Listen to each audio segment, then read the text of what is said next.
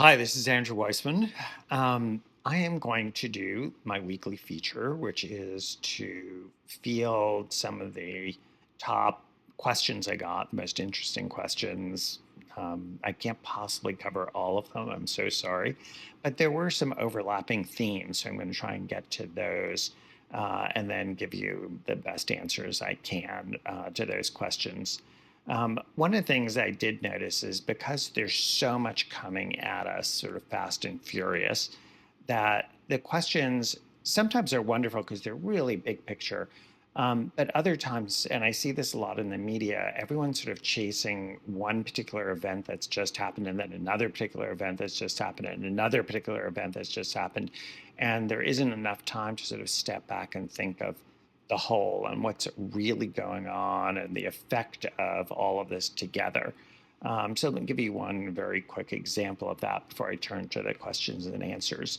One of the things at the Department of Justice I was and I'm very concerned about, is that Pam Bondi on day one made it a lot easier for foreign adversaries to interfere with our elections, and she dismantled a number of groups that were set up to combat that. But separately, in the Department of Homeland Security, there was an effort to fire everyone in CISA.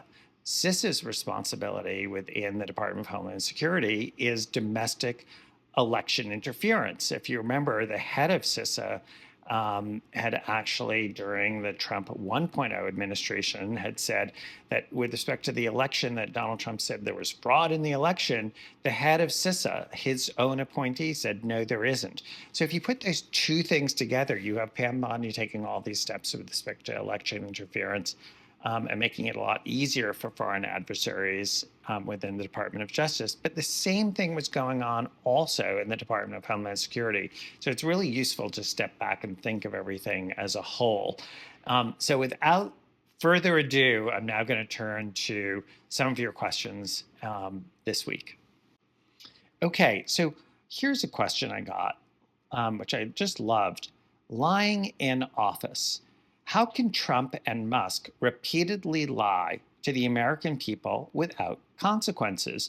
Shouldn't the presidency have standards similar to workplace accountability, where repeated dishonesty leads to dismissal?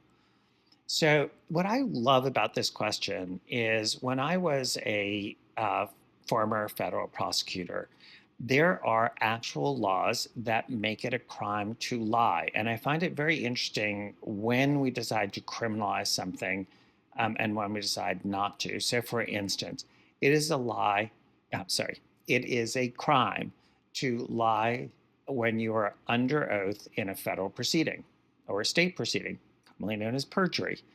It is a crime to lie when you testify before Congress. It is a crime to lie when the Federal Bureau of Investigation or a federal prosecutor interviews you. Even though the interview is voluntary, there is a crime. It's 18 U.S.C. 1001 for the nerds out there who are like me, that makes it a crime to lie to a federal officer, even though you're not under oath. And so there are all sorts of ways it is a crime to lie. For those of you who might have experience at public companies, if you were to say something that was intentionally untrue to your customers or the public, if it helped inflate artificially the value of the stock of the company, there could be both civil and criminal consequences. So there are a whole range of ways that when you lie in various contexts, you can be held both civilly and criminally responsible. That is not true when it comes to something that you would think would be even more important, which is a candidate for office or somebody who's actually in office lying to their constituents.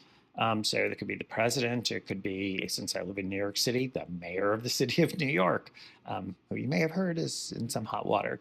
And basically, that has not been criminalized, and the sanction is that we, the public, get to consider that in voting. And obviously, it's really unfortunate when you see lying and the person's still not voted out of office for doing something that would, in other contexts, be considered criminal. But that's a long way of saying that there is a range of things that you can do as a public official that but the only accountability is the electorate.